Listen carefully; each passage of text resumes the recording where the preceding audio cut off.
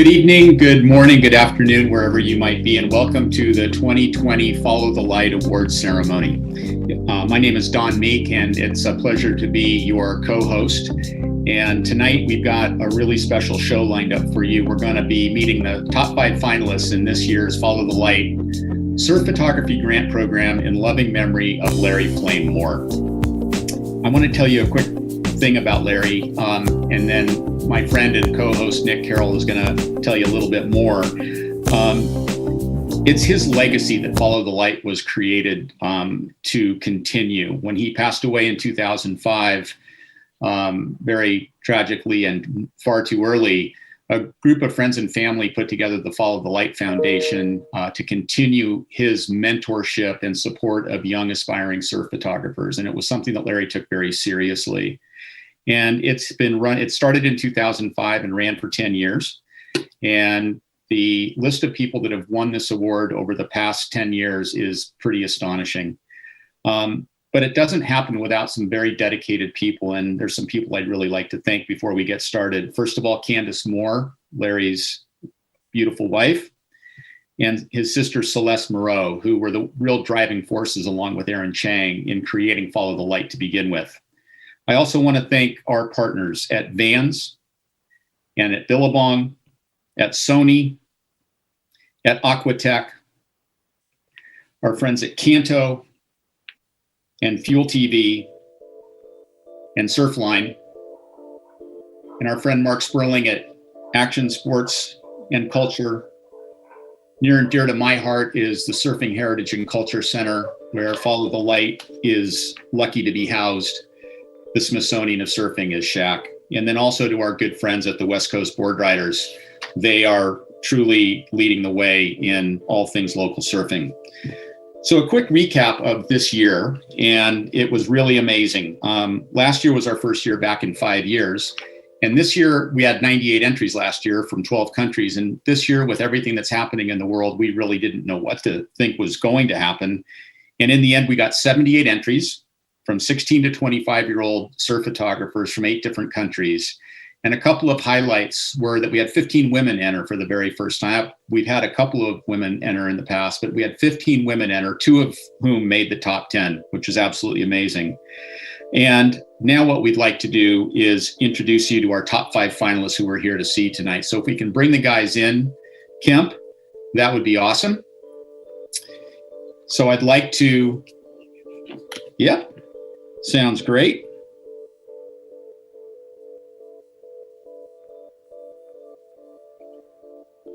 I'd be happy to do that. Sounds awesome. And we're going to be introducing you to our top 5. And so now coming in, I'd like to introduce you to Aranui Frapwell. You can wave at the people, Art. Aranui Frapwell. We've got Connor Trimble from Hawaii. We have Nick Gruen from Hawaii. We have Nolan Sullivan from Santa Cruz and Paul Green from Santa Barbara. And it's a real honor and a privilege to win Follow the Light as a photographer. And so the honor itself is pretty incredible, and it opens a lot of doors. But it's also a pretty compelling prize package. And the prize package that we have put together this year includes a $5,000 cash grant. Each of our finalists will receive at least $1,000. And then a $5,000 cash grant to our grand prize winner, along with a working opportunity with Vans. And it's an incredible thing that Vans has done for us in terms of being able to give somebody that's up and coming a chance to go and really work and get paid to do it. We also have a new Sony A9 II camera and a new lens that is going to be given away to the winner, a new Aquatech water housing, and an opportunity with Fuel TV to be part of their F-Stop series. So that is the grand prize. And then the People's Choice package is equally cool. It's a working opportunity with Billabong, and it's a $500 gift certificate from Aquatech, a new Axis Go water housing for the iPhone. And then we've also got the F-Stop opportunity with Fuel TV as well.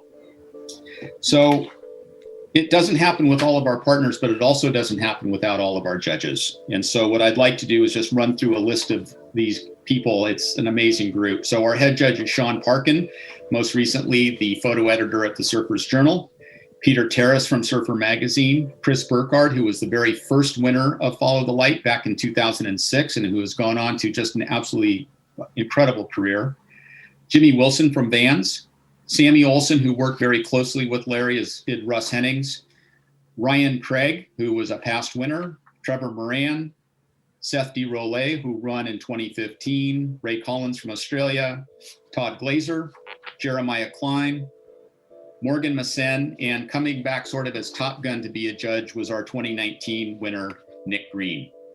So thank you to all of those people who make Follow the Light possible. And now I'd like to bring Nick Carroll on. If we can bring Nick in. Nick is at home in Newport Beach in Sydney, Australia. So from all the way down under, welcome to Follow the Light, Nick.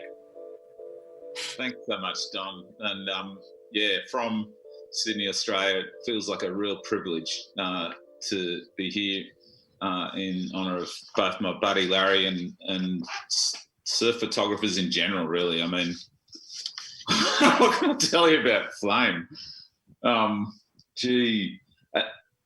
I guess what makes it interesting this year, one of the many reasons this year's awards are interesting is because it's happening in the time of the COVID. And the COVID has turned us all back into locals. You know, we've grown so used to the world of surf photography being about the world, wandering around the planet, seeing what we can of the planet, bringing back the images. And that is not the world we're in anymore, at least for the moment. And that rings true for me with Larry, because Larry himself was such a local. He was really, really committed, I guess, to his home break. I had a hilarious conversation about this with Pat O'Connell the other day. We were talking about the photograph that's on the poster for the awards. It's a shot of Sean Thompson at a place called Rights Off the Point at Salt Creek, which is where Larry's local world was. You know, he made an entire career out of shooting photos at Salt Creek. And both Pat and I were laughing our heads off at this because Rights Off the Point breaks like once every decade. And it's a really, really rare experience for it to break. It takes a certain kind of swell for 6 months or so, and then all of a sudden it's got to like come right back in and come in from the northwest wind swell. And the fact that Larry waited for years for that place to break and then took the most pristine and amazing photographs of it tells you a lot about how much he cared for that place, that location. He knew every grain of sand on that beach. He knew every rock along that point, and he loved it deeply. He also really loved taking photos, but it really meant a lot to him to nurture photographers. Every great photographer the last 35, 40, 50 years at some point or other spent some time with Larry. Some of them more so, some of them less so, but some of them became pretty much like kids to him in a way.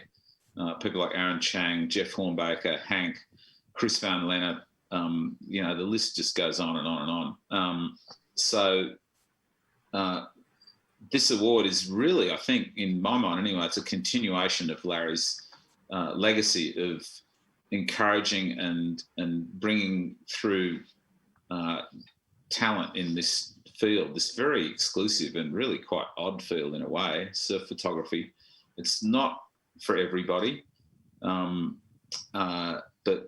when people click with it, they become brilliant. Like, I'm just thinking right now about last year's winner, Nick Green from Tasmania. Now, I'm embarrassed to say this, but I had never heard of Nick before last year's awards. And so I was just going, Nick Green from Tasmania? I'd never even heard of him. What? You know? And here he is in the list of finalists. And then his photos came up and they ran across the screen. And I suddenly realised that we were actually looking straight into Nick Green's mind, that these photos had taken on a completely different dimension. And it was like watching art take place before our eyes. And for Nick to have achieved that by himself at a time when he himself was, suffering at times and not always enjoying life, but the photographs just took you inside his subconscious. And it was a real gift for him to be able to do that for us. He was a great winner. Nick is currently wandering around southern Tasmania, but he's sent us a message. And so let's have a listen to Nick's message right now.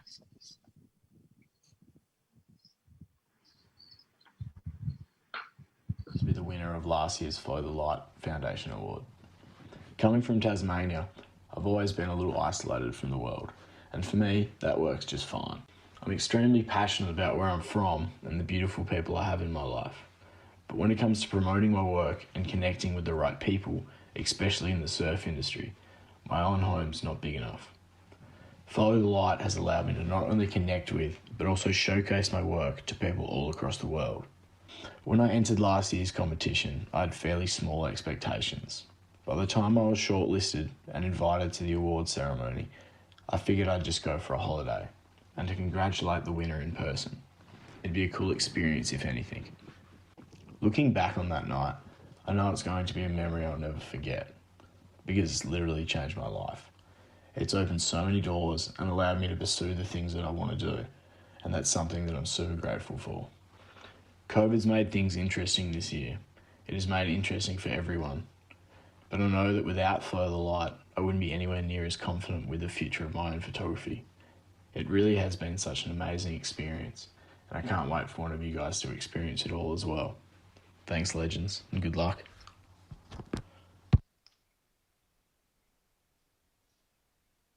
All right, fantastic. Thanks so much for that. And so I'd also like to mention some of the people who've won this award in the past. They've all taken part in the judging this year, I believe.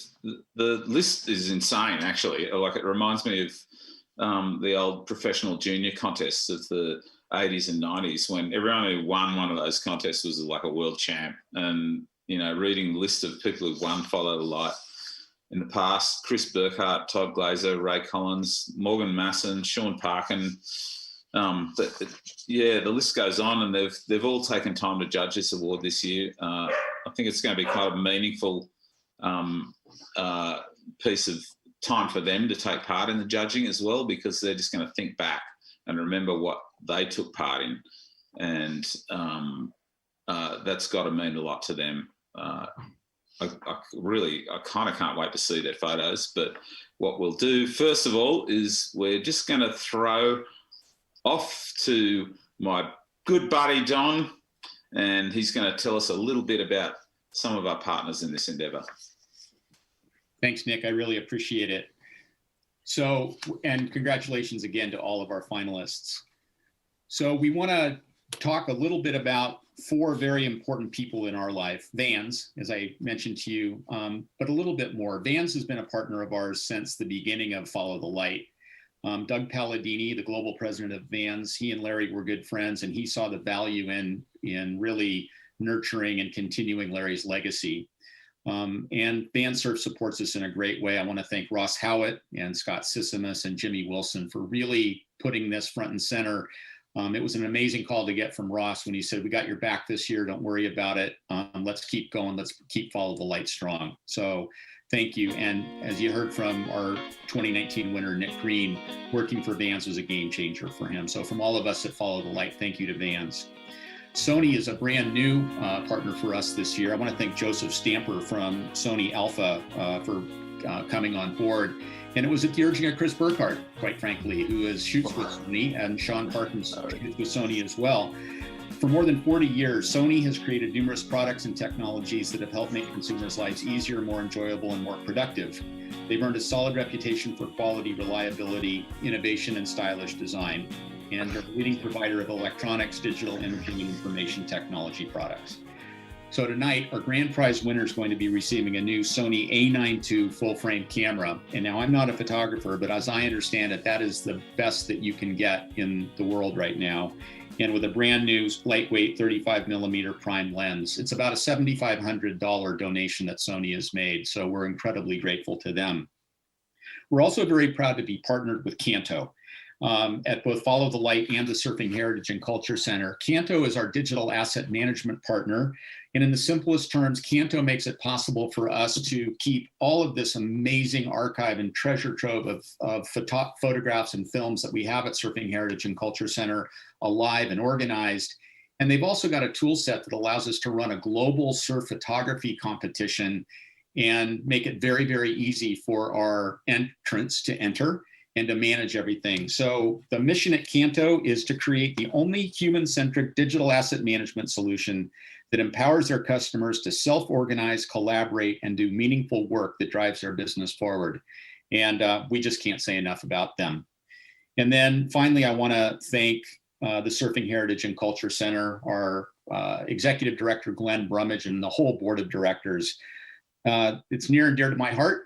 The Surfing Heritage and Culture Center really is the Smithsonian of surfing. We have the largest and most important collection of surfing memorabilia, surfboards, media, and the mission at Shack is a noble one. Let's share the stoke of surfing and surf culture and history with the world. So with that, I'm gonna come on back to my friend Nick and say thank you to all of our partners. And he's gonna introduce how this is gonna go down tonight. Thanks very much, Don. Well, just before we get to our finalists, I just want to let you know a little bit about how this is going to be presented so that you can be kind of ready for the brilliance that is about to assail your senses from every angle. So we're just going to go one by one through each of our 5 finalists, and you're going to see 30 of their images come up, and our finalists are going to be able to tell stories about their best 5 images as we go through these slideshows. So it's always fascinating to hear a photographer talk about his or her work, about how the photo is achieved, about what it means to them, about maybe what it meant to the subject. Who knows? You never know what they're going to tell you. So really looking forward to that. So it's going to be one by one. We're going to do alphabetical order by first name, by Christian name. And so our first man up, the fabulous Aranui Frapwell. Tell us what you got, buddy. All right. So for this first one, this is gonna be up there.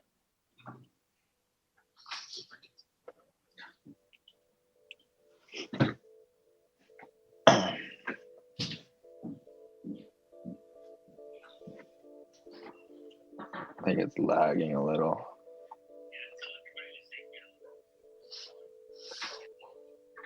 All right, those photos up there. If everyone wants to look at this very carefully, you can use the gallery view on the Zoom. That thing up there? Yeah. All right. That one's of Lucas Dursky, Kelly. So Ari, are you able to see that? If you switch to gallery view on your Zoom, you'll be able to see the slideshow. So Okay. why don't we re-wrap I've got it. for Ari now, guys, and here we go. Perfect.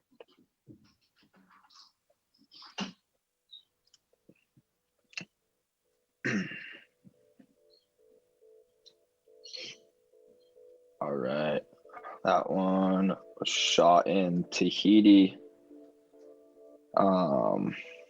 Is it stopped on this one, Don? Perfect. Yeah, that one's shot in Tahiti. Remember I was swimming through this little coral reef pass, and a little rainstorm was coming through, and it was super overcast. And I remember swimming, it was like a upstream swim, and came to this little pass. I just kind of liked how the coral like faded off in the distance, and the light popped out just in time. I was shooting with like a fisheye camera or lens, and Yeah, this is probably one of my favorite photos. I shot like the dome port over under from Tahiti. Yeah, check on to the next one if that's cool. I think we're having a little technical. Oh, there we go. Back to All you. good, all good. Good. All right, so this one, this is probably one of my favorite water photos I shot. I remember waking up this morning. This is Greg Long, and I woke up in the morning with Greg in the dark, and I knew that it was going to be big. And I remember checking it from the balcony with Greg, and you could just see these like big dark lines coming in. I remember asking him like, "Hey, Greg, like, what do you think? Like, if I could just like shoot from the beach today?"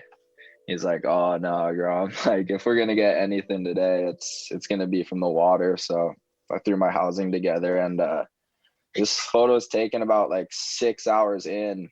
I remember like 20 minutes before this wave came in, I was just both legs cramping. I was so dehydrated, so tired, and I remember seeing him paddle up over the set, and I had no energy left.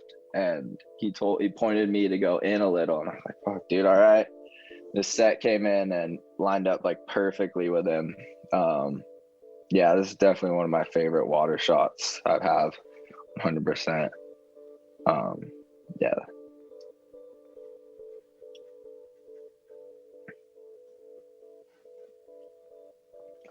All right, this photo, which one's gonna stop?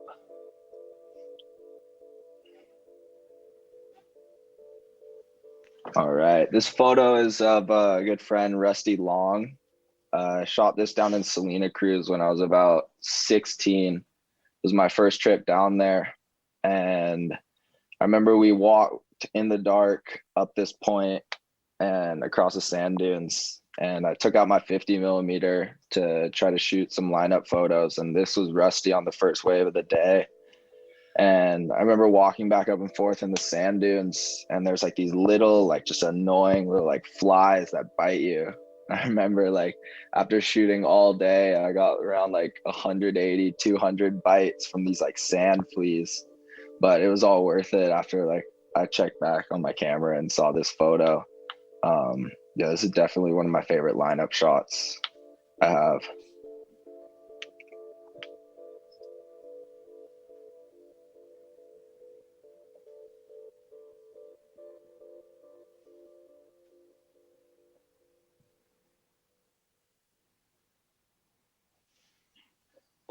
This is my good friend Kyle Tierman. It's another shot from Puerto. This was the first wave of the morning. And if you look in that, like in the lip line kind of, that's all from backwash. And as he dropped in, the backwash hit him and just fully like dismantled him from his board, and he like regained control at the bottom. And this was like just as the sun was coming up over the hills in the back. And yeah, I just love the light on this photo, the way it was just hitting the face of the wave. Definitely a scary swim though.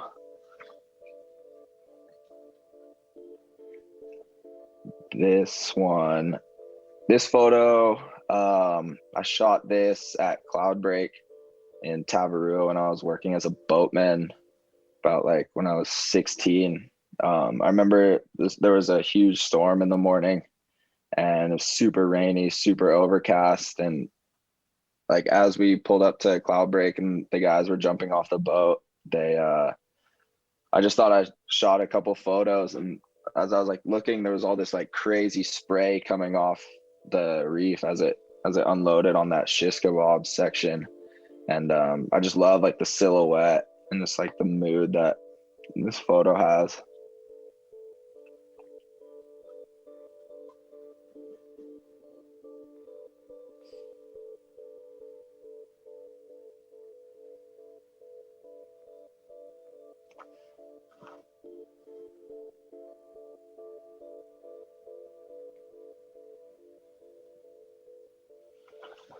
All right, this one is Billy Kemper.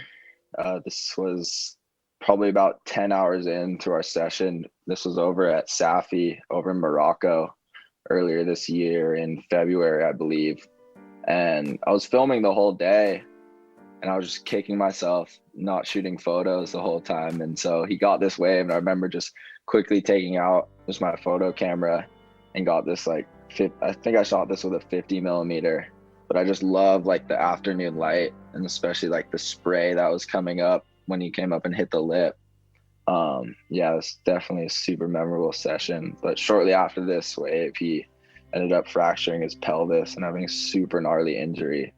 But it's definitely like one of the very few photos I shot from this trip.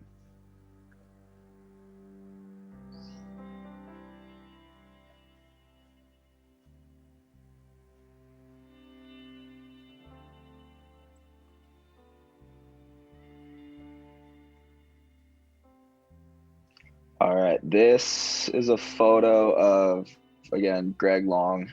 I spent a month down in Puerto with him, I think when I was about 14 or 15. And it was just when I got my Hasselblad 500 cm camera. And it was the whole month that we were down there, we only got like 1 day of waves, and the rest it was just rainy and stormy. And I asked him if we could try to shoot some portraits, and there was little to no light. And there's this lamp in my room. I remember just thinking like, oh, maybe I could try to use this as available light. And yeah, this is definitely one of my favorite portraits / like Hasselblad photos I think I've ever taken. I just love how the light like comes off just that little like quarter of his face, and the rest is just in the dark. Perfect. All right, Aranui, thank you so much Thank for you, that. guys.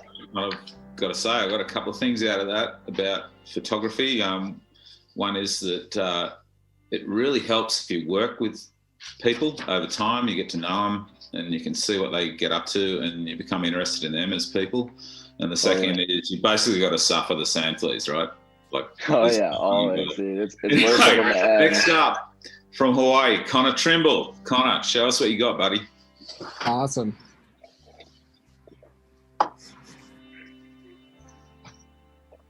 All right.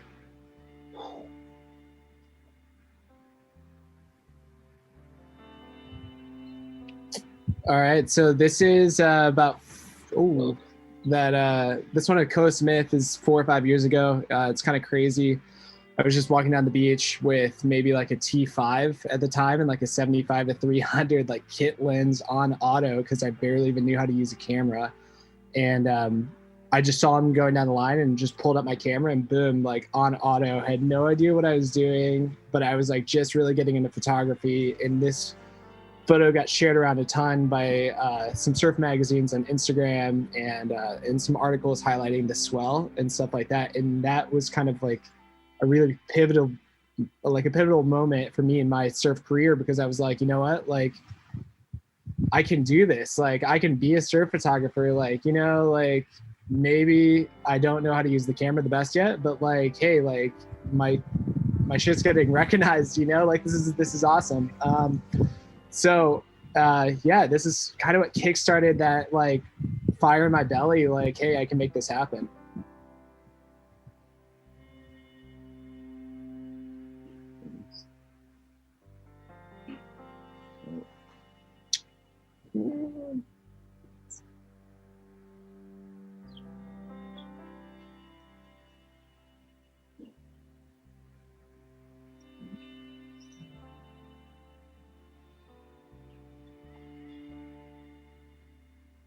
So this is one of my all-time favorite photos, highlighting Emmy Erickson. You can see like the mist and stuff in the background from like the spray of that wave. It was a solid 30 to 35 feet at Waimea Bay. She was the only girl in the water, which like isn't a thing. Like I don't think people realize like that is like macking Waimea Bay. I was the only photographer out. She was the only girl out, and I just loved capturing this moment because it was like just, I guess, women empowerment in a big way. And I just love the composition with Waimea Bay and like the layers in this photo.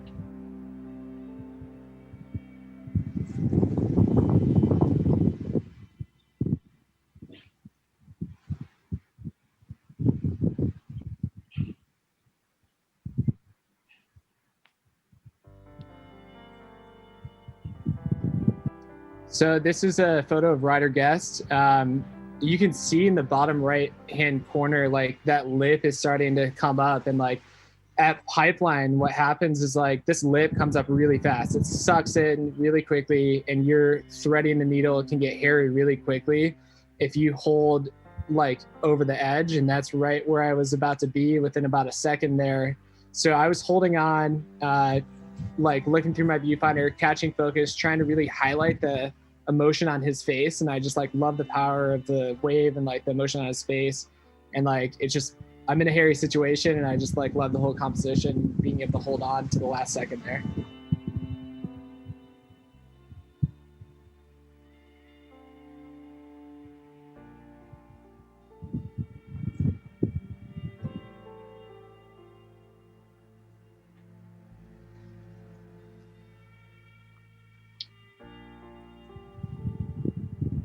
This is Barron, just on this massive like wave, like where normal Pipeline is breaking. But then if you look behind that, there's like another second layer of all the surfers just bailing out the back because they're freaking out. They're about to get smoked by this third wave reef that's already breaking in the back. So it's like all the chaos that is in Pipeline, the beauty in the first wave, the surfers trying to outrun it in the middle, and then in the back, you just see that third reef wave that's about to come in and wreck everyone. And it's just like, this is truly the beauty and chaos in Pipeline in one photo.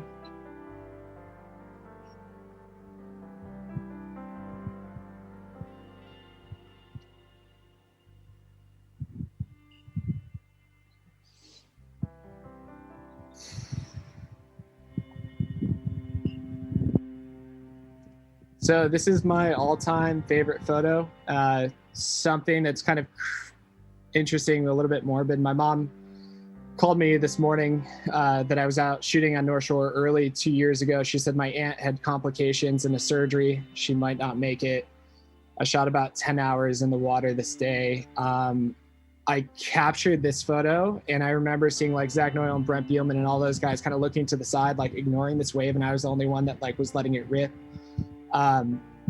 And captured this image, and I couldn't believe it. And I was like, wow, this is beautiful. It's an incredible photo. And then I got out of the water, and I had a voicemail from my mom saying, hey, I'm sorry, your aunt passed away.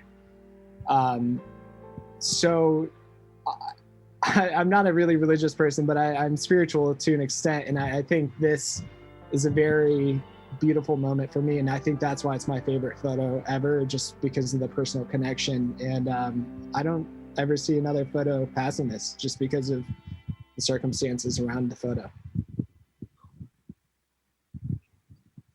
Connor, thanks so much for that. Yeah, I had no idea.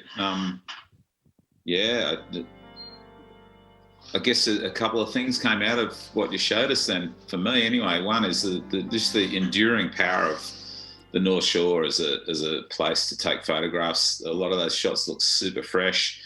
You know, people have been taking surf photographs of the North Shore of Oahu for 60 years now, and it can still come up looking like, you know, roses. And also just the way in which what you see through that lens can connect with your own life. It's fascinating stuff. I do. Let's cut back now to Don. Let us know what's coming up for us now. I will. I have a quick story to tell, though, before we go to break. And yesterday we had a chance to do a rehearsal and a run through with all of our finalists, and Nick joined us, and Kemp and Jay were on, and we ran through the slideshows, and it was the first time that any of the finalists had seen each other's work, other than maybe a shot here and there on Instagram. And I just have to tell you, as an observer watching, there were some faces going sheet white when they would look at each other's photos, because I think everybody has real admiration for everybody's work. So anyway, we'll be back in 2 minutes. This is the 2020 Follow the Light award ceremony.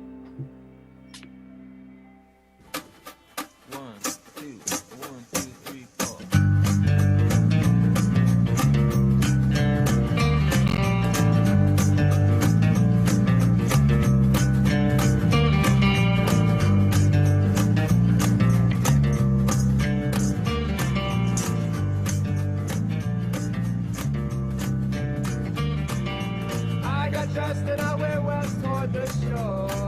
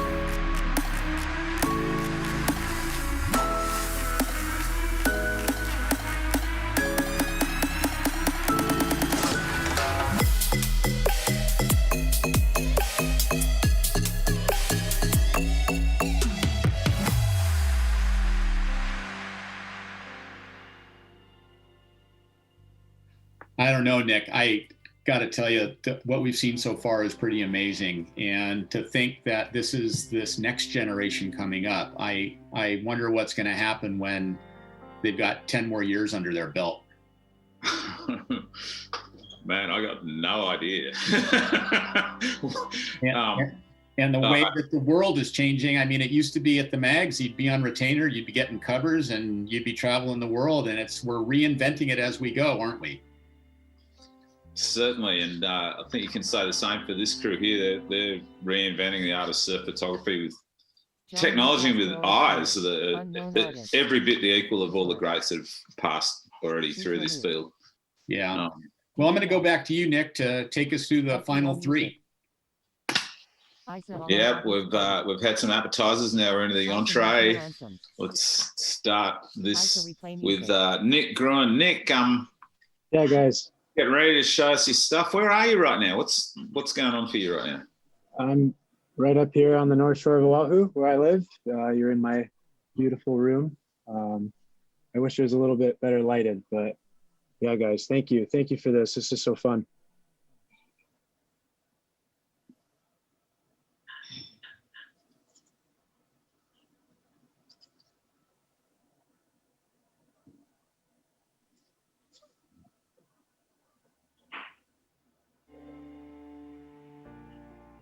Right on.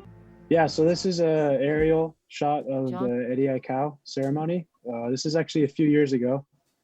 And it's a crazy event, especially here in Hawaii. There's probably 30 photographers every year that jump in the water and shoot. A majority of the people outside of the board circle and in are actually photographers. And I was just ready to switch it up. So I actually hiked up the Waimea Canyon side of the mountain there and shot some long lens photos, and then also on top of that took the drone out.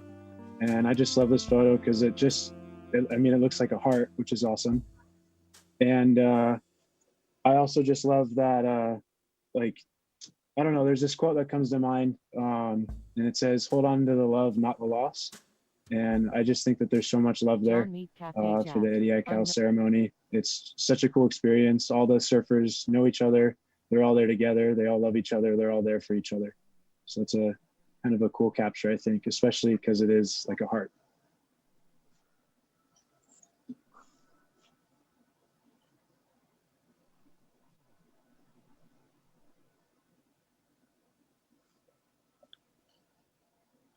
This one's of Reef McIntosh.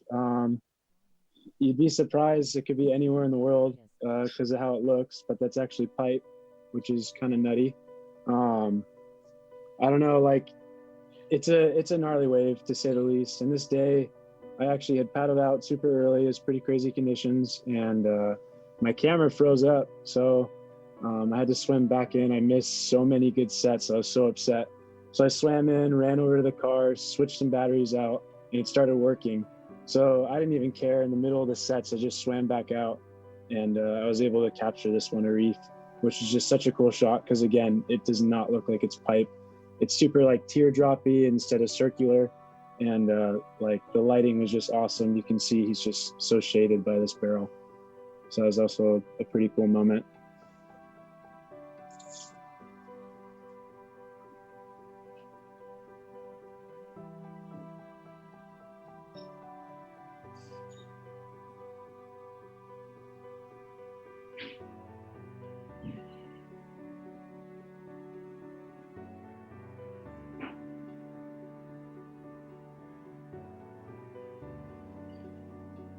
Right on. This one is of a friend over in Moorea. They're in Tahiti, the little sister island. And this is of Tayano. He's a good friend over there. There's a great group of kids that are working on coral restoration there. And they just have such love for the reef and taking care of it. And I just was able to hang out with them for a few weeks and snap this shot of him. Reef is super important. The coral is super important. It is the reason why we were able to surf. Without any reef, there wouldn't be surf. Without any reef and coral, there wouldn't be us. It makes up so much life for everything that we have going on. Yeah, it was such a cool experience to just hang out with these guys and just see like how good they are at diving and stuff. They don't wear snorkels. Half of them don't have weight belts, and they're just diving like so deep, and they really are one with the ocean. They are like the perfect example of a waterman, especially because they guard it and take care of it.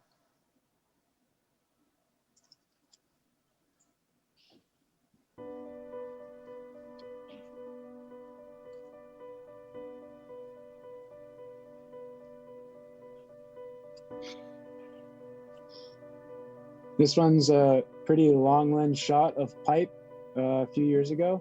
I think it may have been 3 seasons ago. And I was really bummed because I was actually really sick that day. And I just knew it was going to be such a good swell. But it kind of worked to my advantage. I knew I shouldn't swim because of how I was feeling. So I decided to hike. This is from a mile away. And it was just a cool experience because I switched it up. I usually shoot in the water, and I was forced to do something different. It was a really peaceful experience because I'm just up here with my girlfriend watching just perfect surf come in. I don't think I'd ever do that again just because I want to get in the water and shoot, but because I did, I'm just so grateful that I have that. It's just literally a mile away and something so different. So that was really fun being able to shoot from so far away with such a big lens and kind of get in there in the barrel.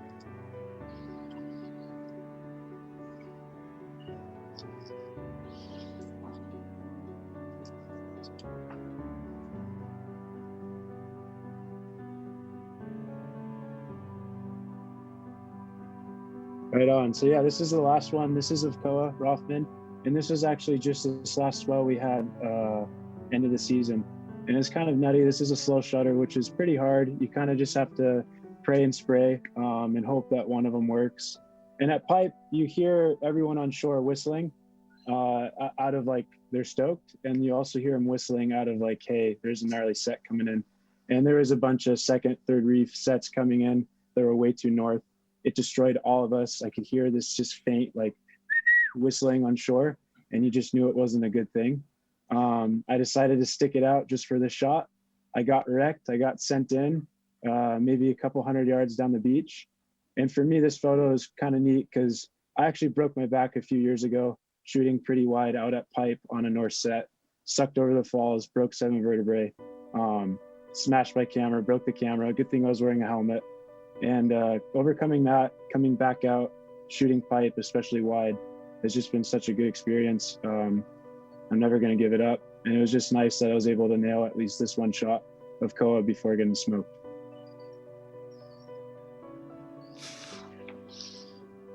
Yeah, thanks so much, Nick. Yeah, you bet. Wow, I got a couple of things out of that. I got, one is the value of hiking, right? You got to be willing to walk sometimes to go somewhere different so you get the different look. You can't do it always with technology. Sometimes it's just your feet and your hands and the gear you took with you. The second is that surf photography is dangerous. You take risks. Risk, reward. It's the same thing as surfing. So moving on. Next man up. Nolan Sullivan. Nolan, how are you, buddy? How's everything going? Are you in Santa Cruz right now?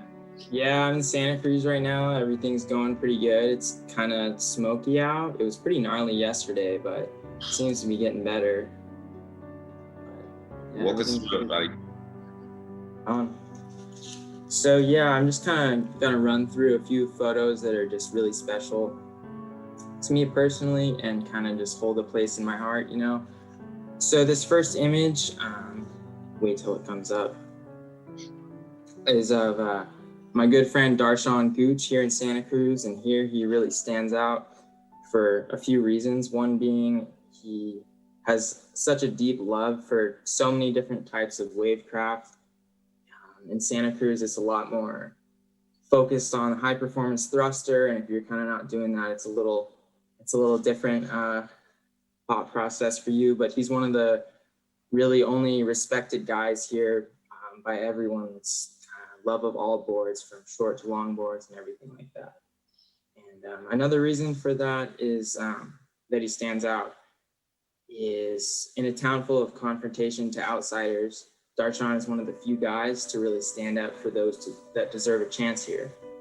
While he still believes in like the fundamentals of surf where you live, his words are always said with everyone's best interest in mind.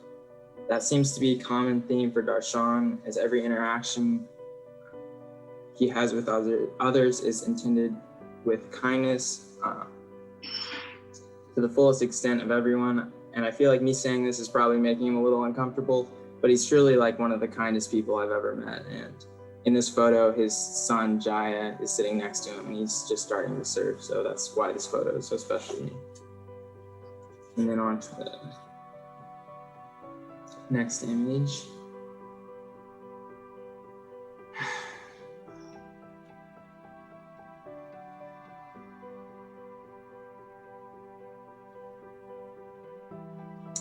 Yeah, so this next one I've just decided to share with everyone because it's so important to me, because it illustrates just where I've come and how I've got here. You know, I wouldn't have been able to afford this trip or anything had I not finaled in this last year and met up with Shane Grace and been able to stay with him in Hawaii. And you know, I just wouldn't be here where I am if I didn't have the support of everyone that really just takes care of me and helps encourage me with my photography.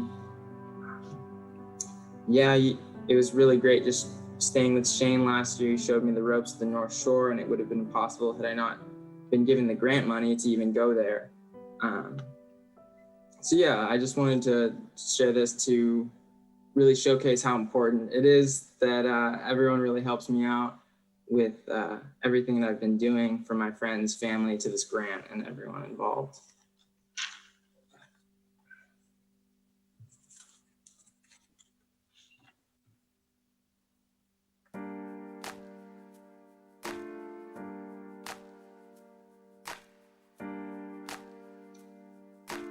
All right, so this next image is special to me because it's my first and only cover. It ran in an issue of Santa Cruz Waves and is truly a highlight in my career. The fact that print is still alive in Santa Cruz is so important to me. The whole community, it's important for the whole community as well. And the fact that I could contribute anything just means so much to me. And nonetheless, it's fantastic surfing on the part of Austin Smith Ford, who I met for the first time during this session, and I've been shooting with him fairly regularly ever since.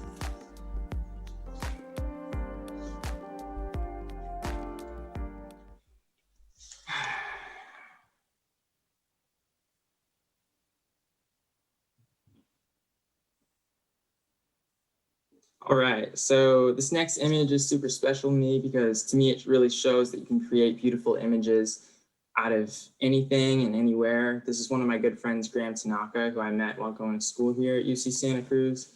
This day was one of the coldest days of the winter, and for the first time in weeks, the sun had finally come out. And thank God it happened, or else this photo never would have come to be. So yeah, me or a couple of buddies and I had decided to go to a spot we frequent a lot on the east side of Santa Cruz, and there were perfect waves the whole session. Eventually, this just lined up, and it was kind of a funny thing because the first time I saw it on my sensor, I almost deleted it because I was so just upset that half of his head was chopped off. It was so hard for me to see the whole image other than that, but I decided to wait on it, and I shared it eventually, and luckily I've had a good response from everyone.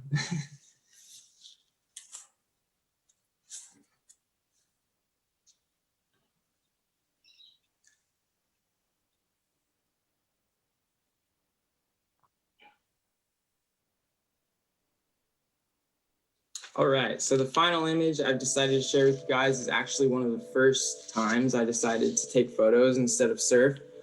It was during the last El Nino, and me and a buddy were checking a bunch of spots and really not finding any luck. Right as we were about to give up, head home, our friend sent us this video of this lineup.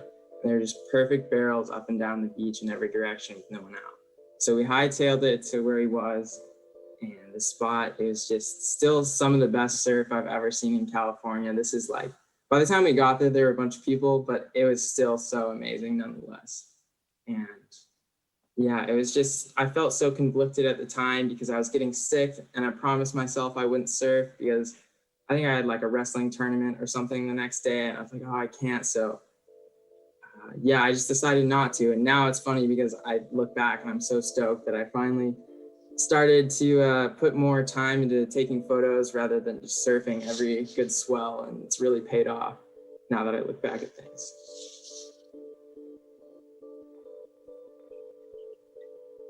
Right on, Nolan. I love that. I love that story about that last image, because it tells us all another thing about surf photography is at some point you're going to have to swap surfing for it, you know, at some time.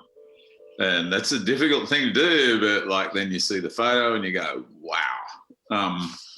And the second thing I got from what you showed us and talked with us about then was that you're not really alone in this. Like surf photography is all about friendships in a lot of ways. You know, you're able to go to Hawaii and stay with a finalist from last year as well.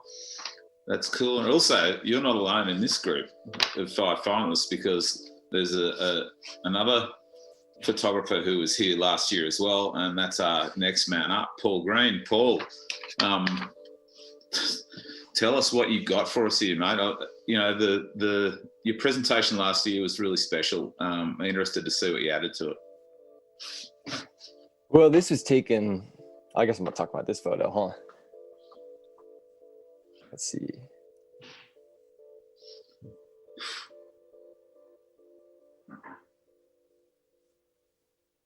All right, yeah. This was probably this was a really difficult day to shoot. I wanted to surf so badly. I was just north, about 5 miles or so. And you can see the wind swell building up. It started off like 1 foot in the morning, and then before you know it, there were these head high sets coming through. And I thought to myself, oh shoot, the beach break just down south is probably pumping right now. And sure enough, I drove down there, glassy because the wind was kind of eddying back, and just a handful of people are out, and they're all my buddies. I had so much fun, brought my board down to the beach, just kind of took turns shooting some photos, paddling out, catching a few. It's a wave that's only broken like twice in my life, and it's probably one of my favorite.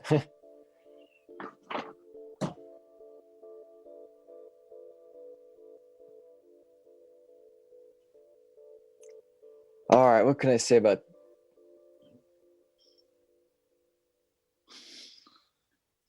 skipped me.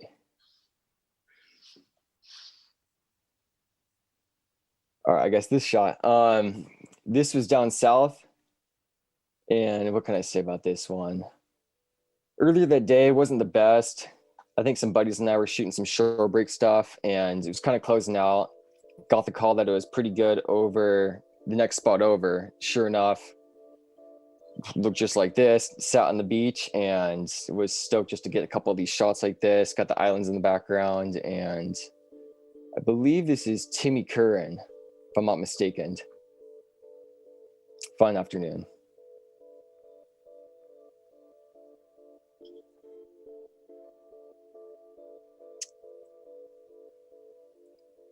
All right. All right, this was taken just a week or so before the deadline of the Fall of the Light. I was trying to just get as many shots as possible to submit, and I drove down south. It was pretty onshore. There was a bit of a south swell in the high tide, which was super fun for the shore break, but not that many waves were throwing. And I mean, I already spent the gas money driving down there. The water was kind of warm at the time, so I figured I should just go for a quick swim, body surf a few, and this one wedge kind of came around the backwash hit it perfectly, and it just threw open wide, and I was so stoked not to get a ton of water specks right in the lens, which usually happens at this spot, especially when it's on shore. So I was happy with the results.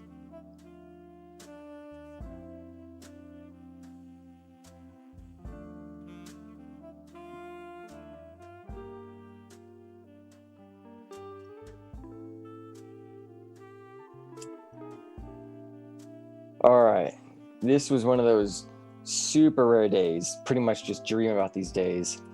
It reminds me of those Rip Curl Search, like the Search posters you'd see in the surf shop with like the perfect Uluwatu lines, and you're like, oh man, I could never see that in real life. And sure enough, this cold, stormy winter morning, woke up at like, I don't know, in the dark at some point, drove through the rain, was kind of bummed out because there was strong south wind, which usually isn't good for that area. And it was so rainy, I couldn't get any shots at the time.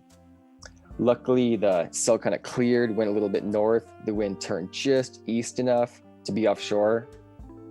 Got out of the car, snapped a couple shots, and was stoked at this one. A rare day indeed. No one out. Don't know why.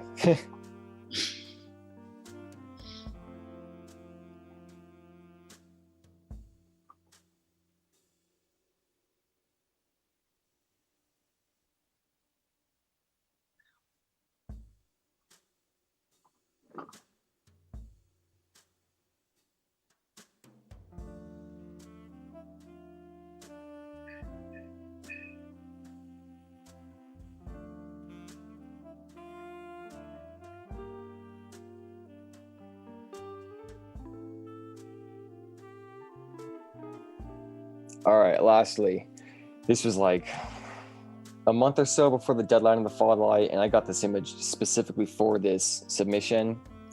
I was thinking I need something kind of different. The surf was pretty small at the time, and the Milky Way was starting to rise. This was like 2 in the morning, 2:30 in the morning, something like that. So I drove to this location. The Milky Way wasn't up the time I got there, obviously.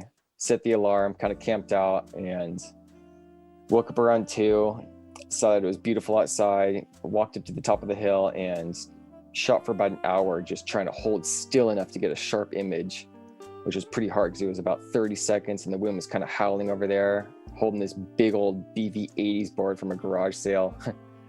And I was stoked with the results with the one little sharp image, and not bad. So that's my portfolio. Hope you enjoyed. Thanks so much, Paul. Yeah, fascinating again. I guess the last thing I get is right there is that photography, to do a good job of it, you got to be motivated. You got to have a motive, and if you got the motive, if you've got the desire to create an image, you will do it.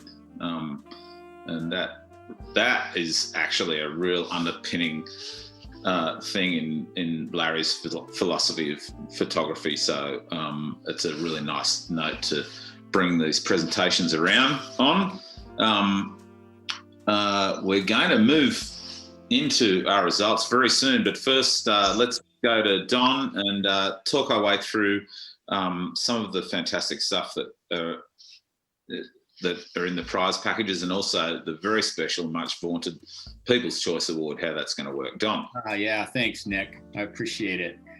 So it was always really super important to Candace and Celeste and Aaron when they created Follow the Light to make sure that that they were able to reward the photographers not only for their images, but also give them being a surf photographer is, you're not going to get rich anytime soon. And so the idea was to give them as much support as possible to be able to continue to pursue their craft.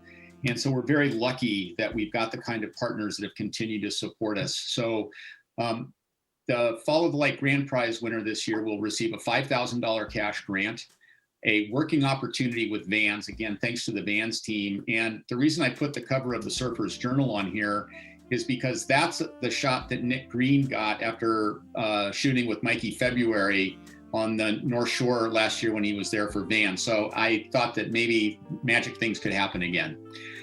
We want to thank Sony for their donation of the camera and lens, and then to Aquatech for the top of the line water housing, the ports, the pistol grip, the whole thing. On to our People's Choice Award. I want to talk about this really quickly. So we're going to be doing a call to action for People's Choice here in just a moment. The People's Choice Award was created to recognize that photographer who made the biggest impression on the night of the awards who didn't win the grand prize. And in years past, what we would do is put a big jar in front of each one of the four with their names on it. And then the audience had a ping pong ball and they would drop it into the jar of their favorite photographer. Well, this year's a little bit different. We're not going to be able to do it that way. It's going to be a text, the first name of your favorite photographer after we find out who won the grand prize. But in the case of the People's Choice Award, we will announce that in about 10 minutes. Fuel TV is providing 3 f-stop episodes for when they're going to get $1,000. A working opportunity with Billabong. So last year, Shane Grace won that working opportunity with Billabong and got to shoot around on the North Shore for them. And there's one of his photos that was also a Surfer's Journal cover. And then Aquatech is providing a $500 gift certificate, and all of our photographers, our finalists, will be receiving an Axis Go iPhone water housing. So that's the prize package. Nick, I don't think there's a reason for us to wait any longer. We've got the votes. And so I think that with no further ado, I think that we should crown our grand prize winner of the 2020 Follow the Light Surf Photography Grant Program in loving memory of Larry Flame Moore. Okay, well, just hold on a sec. I'll just get the envelope. Let's get the envelope here with the winner's name in it. And it's a big moment. And I'm super happy to announce the winner of the grand prize in the 2020 Follow the Light Foundation Awards is Paul Green. Oh, couldn't be more stoked. Congratulations, Paul. Congratulations. And I'll tell you, it's a real testament to perseverance, to both Nolan and Paul, who are returnees this year, and to the rest of you guys. Just couldn't be more stoked. So if we can bring the slide up, we'd like to kick off the People's Choice Awards, and then we're going to go to Nick and Paul for an interview. So tonight, if you will please write this number down, 949-494-0489. I'll give you that number again, 949-494-0489. And go ahead and text the first name of your choice for People's Choice to 949-494-0489. And with that, we'll take about 10 minutes to get the votes in. And with this, I'm going to turn it over to Nick and have a chat with Paul. All right, Paul, look, congratulations, mate. Great job. Man. Just brought a little bit more colour home on the selection this year. I'm not sure what made the difference there. Just a fantastic body of work, though, and I think even your fellow finalists would be really congratulating you and seeing that victory as being super fair, and to also have the people who chose you as a winner. That must be a real honour for you. Oh, definitely. This has been a goal of mine ever since I knew about the contest. Ever since Chris and Morgan won, I was like, this is what I need to do. So for the last decade, been giving it all I've got, and this just means so much for me. You guys have no idea. I'm so stoked. Now, this is the year of the COVID. It's a very locals year. I wonder if you can tell us a little bit about how your own locale, Santa Barbara, has kind of influenced your photography and the way that you're looking at things through a lens. Well, I'm really local and I'm pretty proud of it. I'm 6th generation in Santa Barbara, so I've been really focused on this zone. Unfortunately, it doesn't break that often, but when it does, the points really line up, and it's so much fun.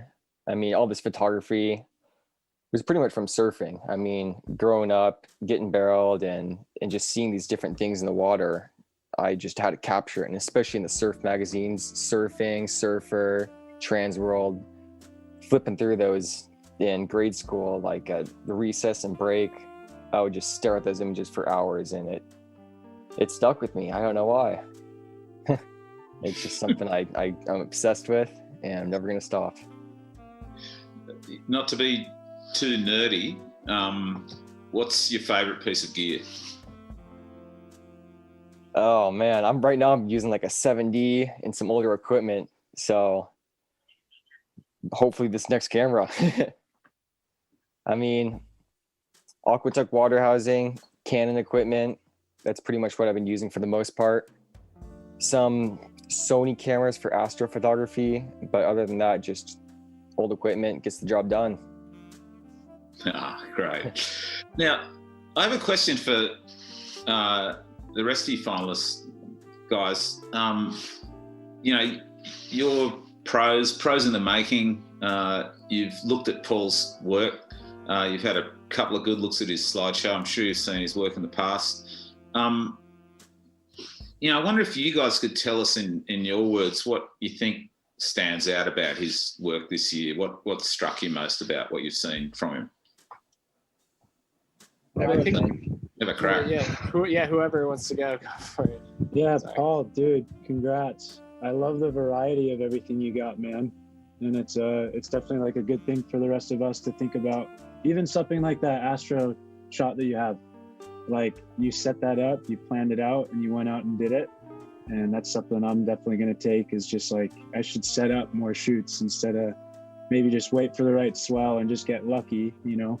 But Oh, I actually do set plenty it of up. waiting. Yeah, you do, dude. It's sick. Congrats, man. That's awesome. Thanks, man. I think the big thing for me out of Paul's work is like it makes you feel something, and like that's something that photography you can like compositionally have everything that's perfect and line something up in the thirds every time, but like at the end of the day, if you don't have a photo that makes you like really feel something, then I feel like, is it really that great of a photo? And that's something I need to work on, and I think that's something where like Paul's really just doing an amazing job. So congrats to you. Your photos are definitely, they have a vibe, they make you feel something, and I love that about your work. Thank you, course. man. The last. Well, you, Ari. I hit it. Yeah, you can definitely tell, like, speak through your eye, man. It's like when I saw your portfolio, I was like, fuck, dude, like, this guy's taking it. Like solid work, dude. Definitely like something for me personally to like work towards. Is like your images, dude, but like much respect, dude. More respect for that Puerto shot, though, man. There's some Yeah. heavy water out there. Gnarly. Thanks, G. Oh yeah.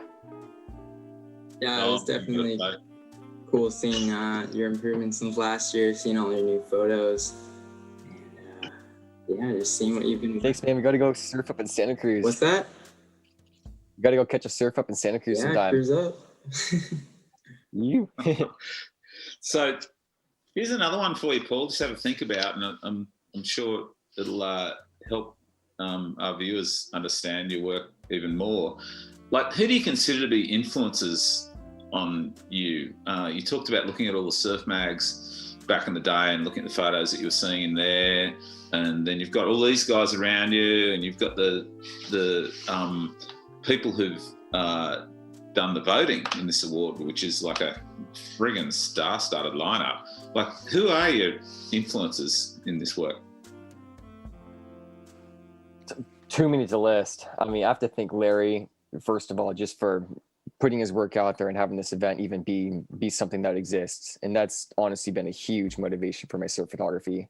I'd be lying if I said anything different.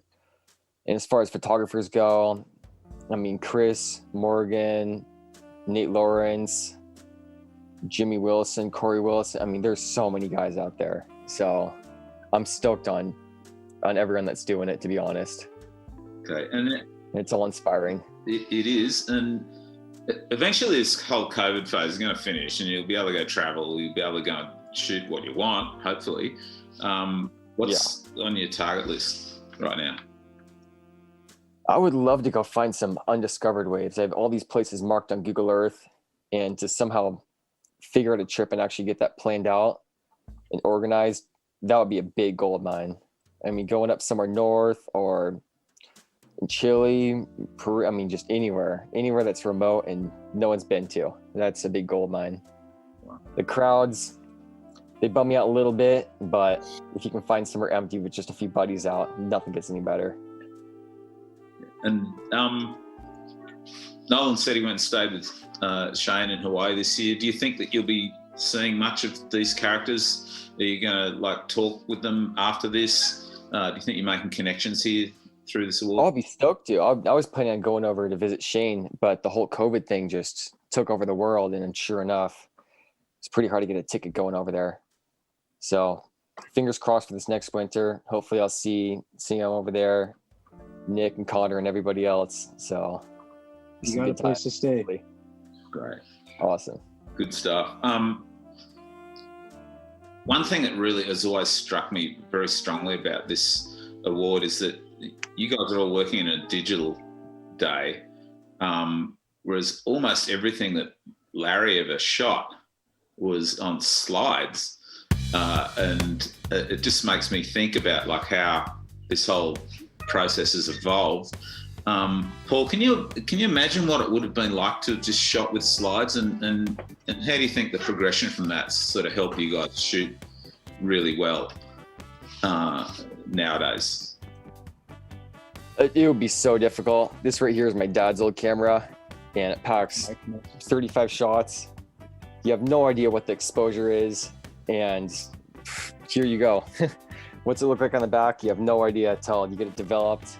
And I have so much respect for people that shot film in the past. I mean, it's such a challenge. I mean, you can't even imagine all the hours spent just learning how to develop it and getting the settings dialed in. And what's the exposure right now? It's pretty bright outside, but I'm in the tube. What's going on? And that's a lot of work. For me, I just click a button, a little overexposed, change the setting. It takes 1 second. So it's a whole nother craft. It is, but there's also other sides of it too. Like, you know, if you shoot like 5,000 photos in 4 hours, you've got to look at all those photos, right? Like, you got to get rid of some, you got to kill your favorite photo, you got to like tune them up on the computer. Is that stuff complex? How do you treat that in your own mind? I'm still overwhelmed by that. I mean, I have so many images, and going through them, it's, all right, which ones do I pick? I have tons from this one day. This one day was perfect. And then what's the one shot? I don't want to use them all, of course, because they all look pretty similar in certain days. And that's a bit of a challenge in its own. I'd rather take more pictures and delete them than take fewer and miss those moments, I guess, in the past. But it's time consuming going through all the shots at the end of the day sometimes. Great. Awesome. Well, I'm listening here to Don in the background. Big Don's going to come back now, and he's going to tell us a little bit more about some of our supporters in this incredible endeavour. And then I think he's going to let us know who the People's Choice winner is. So back to you, Don. What's up? Thanks, Nick. Paul, congratulations. Really thrilled for you, and congratulations to all of our finalists. I'd like to go ahead and say thank you once again to our partners, and let you know that it means the world to us that you're supporting what Larry really was all about. And it's been fun for me to be able to sit here and watch some of the chat and see the judges that have come back and a lot of our brand partners that have been watching the show. So thank you all so very, very much. So I'd like to thank Vans and Billabong. I'd like to thank our friends at Sony and Aquatech and Kanto. And this new Axis Go looks pretty cool. I'm going to see if I can get my hands on one of those iPhone water housings.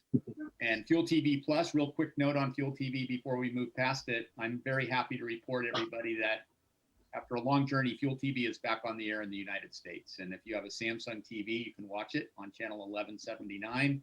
And you can also check out our new app, Fuel TV Plus. So it's fantastic. We can keep going here. I'd like to thank our friends. Got to have the slide come up. And our friends at Surfline. Can't say enough about these guys. Jeff Berg and Jeff Hall and Ross Garrett and all of the guys, and Mark Beatty. thank you guys for everything that you do and all the support that you've shown us. Jeremiah Klein can't say enough nice things about that whole crew at Surfline. So thanks, guys. Mark Sperling at Action Sports and Culture Group Y.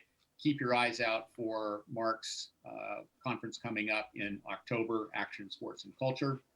To our friends at Surfing Heritage and Culture Center, the Smithsonian of Surfing, thank you so much. And a big shout out to everybody at the West Coast Board Riders. This is the most important movement in surfing right now. And check them out if you haven't had a chance. The future is local. So thank you all for tuning in. I guess it's time for our People's Choice Award. And in the absence of ping pong balls, we got a lot of texts, but in the end, it's Connor Trimble. So congratulations, Connor. Really happy for you to win People's Choice. It's always the fan favorite.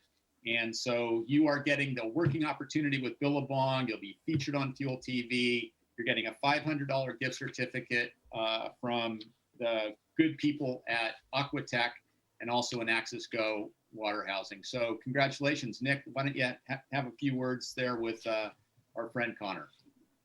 Yeah, good work, Connor. Awesome. Thanks. Honestly, I'm just stoked because my housing's broken right now, so I can put that money towards a new one with Aquatech. Very, very good. Oh, man.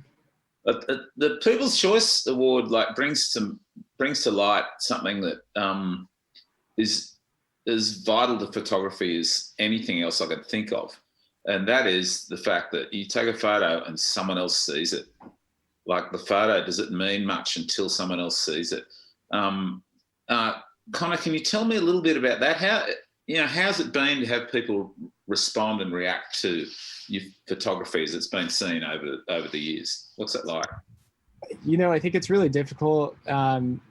It sounds crazy, but I kind of got my start with Instagram, and that really helped propel me and influence me in the beginning. And then I took a step back away from Instagram over the past couple of years because I focused more commercially, and it was just hard just having people looking at it constantly. And I had to develop my own style without other people influencing it all the time. And so it's a constant struggle in this digital age of people tugging and pulling you one way or another.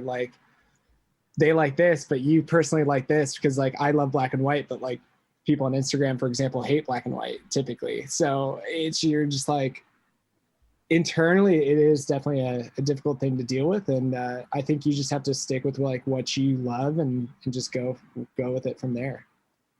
Yeah. Look, I'm just speaking purely as a viewer. I've enormously enjoyed seeing all you guys' work this year. It's always a privilege to honour our old buddy Larry in this way, but it's a real kick in the pants for me to see that craft just being carried on and really living in the present. It's not just about what was shot in the mags in the past or whatever. It's present. It's right here with us. And you guys have all got great futures. You're going to carry this into the future. I'm really looking forward to seeing your work. I guess I'll bring it back to Big Don now. Thanks so much for being with us. And again, thanks so much for the privilege of being able to present these awards on behalf of my old friend. Thank you, Nick. Thanks everybody for tuning in. It's been really fun to watch all of your work, guys. And just so the audience at home knows, we will be posting these slideshows with narration from our photographers, and that will be part of the Surfing Heritage and Culture Center website. And look for us to bring Follow the Light 2021 back. We'll be making an announcement about that shortly. And with that, I'd like to say thank you on behalf of all the crew, Surfing Heritage and Culture Center, and everyone who's worked on this. Nick, it's been great to see you. Thank you so much, everybody.